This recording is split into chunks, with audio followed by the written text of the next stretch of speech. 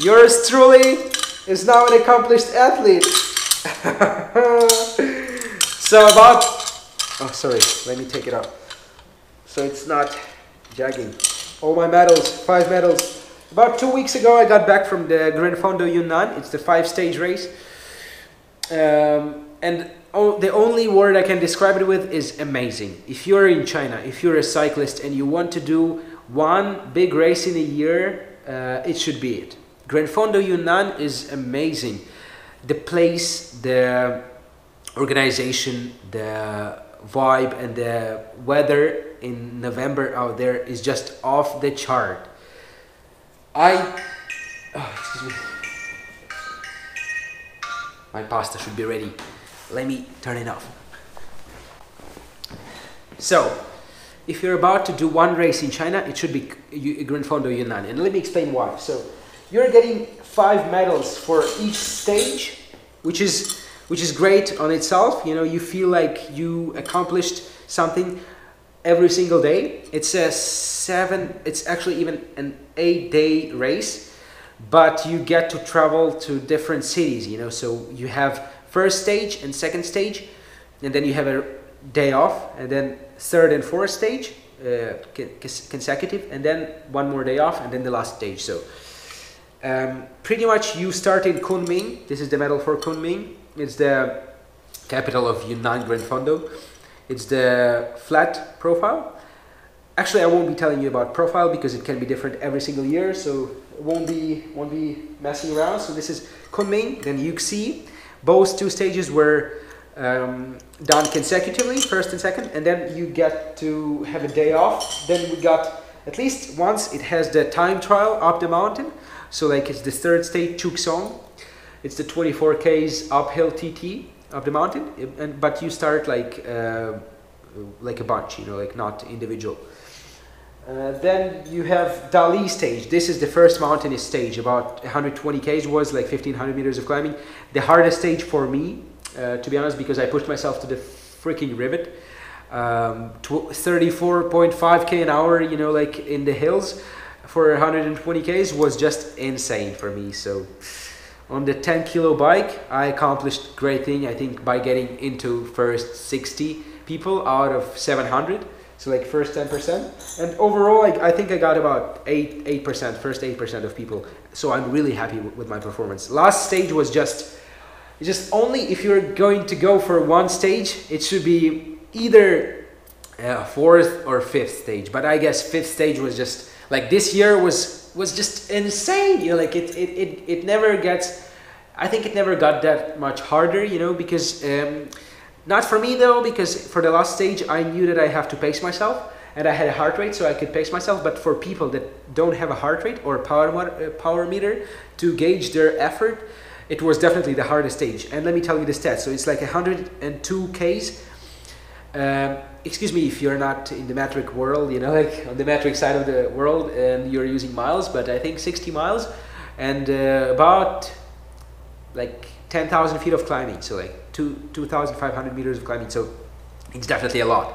And not only that, but that you're going like first maybe excuse me, 5 Ks, and then uphill about 100 meters, downhill, uphill for 300 or 400, and then huge descent for 1,500 meters of descending, you know, going down to 1,700 meters, and I forgot elevation, altitude. So you're getting the highest point of the end of the climb is 3,200 meters, 3,240 meters, which is by itself is a huge accomplishment, being at, you know, like 12,000 feet, you know, and climb fast, you know. So the last climb, you know, after that huge descent, you start climbing for again those same 1,500 meters, you know, but up to the top of the don't remember the name of the mountain, but it has the huge great view on the Jade Dragon Snow Mountain, which is just off the freaking chart. I've never seen anything like that before. It's my first time being at altitude. It's my first time being at the place surrounded by such a huge mountains, you know. And to be completely honest, first 2 stages you won't get to see any mountains. It's more like a flat profile. Chuksong stage, you're not getting to see mountains at all as well. You climb 600 meters mountain, but it's not that much, and the views are, you know, like there are no views pretty much. But this fourth stage, you are really getting into it. You're really getting into place with real climbs and mountains. But fifth stage is just like amazing. So if I'm going to go to Yunnan province again, it's definitely going to be Lijiang city. Amazing place, very actually tiny, with lots of stuff on the streets you can buy, you know, so you won't feel like you're completely out of the, you know, civilization. So you can buy food and stuff, so like pretty much supermarkets there are, and lots of tourists actually. So I found like lots of people oriented on tourists, and you can get a bit more pricier stuff, but you can get you can actually go there for real cheap, I think. So Lijiang stage, amazing, you know, like the views were just like, I was going up and I was like, damn it, you know, like, but let me tell you about the pacing. So why this stage wasn't the hardest for me, because I kept steady rhythm of 160, 165 beats per minute. I knew that I can sustain this pace for about 2 hours that I gauged. I had to go up this mountain because it's a 35k climb, 1500 meters of climbing. It's a lot of climbing, really. So I knew that, you know, I saw the guys pushing, and it's so hard to over push yourself without a thing that can show you the real stats, what is going on. So I knew, no mate, keep it up, keep it steady, go very steady. It's very important. Don't do those surges. You know, surges I think are terrible for your body. I mean, like, if you want to keep it steady, you know, like those surges, they definitely mess up with your heart rate later on, you know, like, so you won't be able to lower your heart rate down enough, you know, like if you did like lots of surges, your heart rate will definitely be elevated. And I know that because I trained with a heart rate monitor for a year now. So definitely keep it steady, keep it simple. Just turn on the pedals, you know, like 85 and higher cadence, and you're gonna be fine. You know, like you will be definitely okay. Just keep it steady. Don't forget to eat and drink. It's very crucial. I cannot stress that enough. It's the only thing that made me finish that strong, you know, because after like it's like a long stage. It's like 100 Ks and 25 meters of climbing. So you are going to be there at least for 4 or something hours if you are not like you know, like insanely strong. Like I consider myself being okay, you know, because I finished top 70th, I think, on that day, so out of 700 people. So once again, 10%.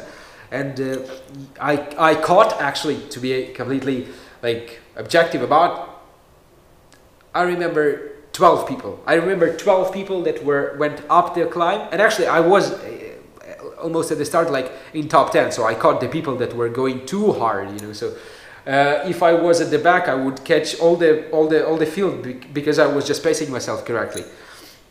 So Lijiang, amazing views. It was just off the chart, you know, like you go up and you see all those switchbacks going down, you know, like, and I saw, and I'm actually I'm addicted to all these views, and I'm addicted to those, you know, Gavia Pass, you know, in Italy, and all these mountains in Alps, and I'm really craving going there, you know. I love it, you know. So seeing something like this, Lijiang is the new, in China, I haven't been to many mountainous places in China, but this place is just, if you want to experience the Alps, go to Lijiang and experience those Alps in October and November. 2 best months, hands down. Even in November, it can be a bit too cold. October, probably the best month.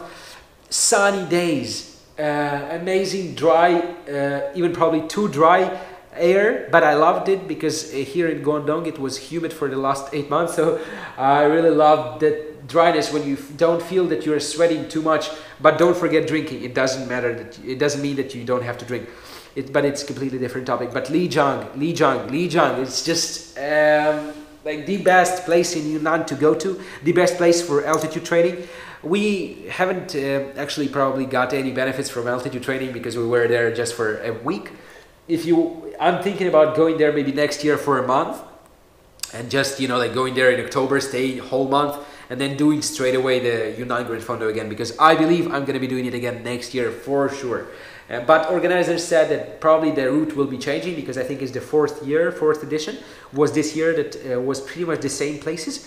So probably they will change something, but I'm totally up to it. You know, I love it. You know, I love the organization. I love I love the precision. You know, they were always so precise. The start was always at 9. The deposit bags that you could leave and then take them up at the top of the mountain always were on point, never late. Yeah, so like and the option of paying only for getting to the stages. To be honest, let me tell you the expenses. Like to get to the stage, it's just 200 RMB to participate. So there's like $30 for that festival. It's pretty much the festival of cycling. And you get to attend 5 stages, $150. $150. Like when you subscribe to the stuff like Dolomite, you know, and something, you pay 160, I think, for the one stage. So it's just like for the one day. I mean, like, but this is so cheap. Like, and I think I spent maybe like $500 max, maybe $600 because I was getting lots of taxis. But like $600 to for that 1 week of a lifetime experience, man. A lifetime experience. If you are ever gonna do something like this in China, completely and totally recommend to. I think it's the only stage race in China. So Yunnan Grand Fondo, guys, you won't be disappointed, for sure. That's why I saw so many people going for their second, third, fourth even year consecutive to this event, because it's one of the best events they have ever been to, and the only stage race in China. So I mean, like, for amateurs. So I'm totally excited. 2 weeks later, all these memories, they will, you know, like, I knew that, you know, the traveling and doing something you love, especially going to new places and doing, you know, your hobby, your passion, you know, doing it in new place will just stimulate your memories, you know, and will stimulate your you know, like your soul, you know, you will feel like you're doing something you truly love, you know, and once you get back home, you feel like it wasn't a week, it was more, it was like 2 weeks, at least a month, you know, like a huge experience that you actually think I value that week, like the whole year, because it gives you such a powerful memories, you know, like it's just impossible to actually completely and fully give you, like, on camera, you know. It's just like, I mean, even now I don't have that much time to do videos, you know. I work, but you know, like, that I did that stuff and missed a week of working, man, just whatever, you know. I would even miss the month of working, or even a half a year for this stuff. But you need money to do it. So, but once again, it's not that expensive. So completely and totally recommend it. I'm very excited, right? Really, guys. So definitely. And all these medals, you know, like, it's just the huge bonus, you know, like, that you are doing something in your life. So definitely travel. No, first find something you love, do it at home, do it in the place where you live, travel, and do it out there. It will completely feel differently. It will just give you such a huge perspective, such a huge, like, memories and lifetime memories. And yeah, sorry if the video is too long, 14 minutes, but it's enough. I find it enough. Like, I could talk for hours, you know, but it's enough. Thank you for watching, and I'll see you in the next one. Have a good day.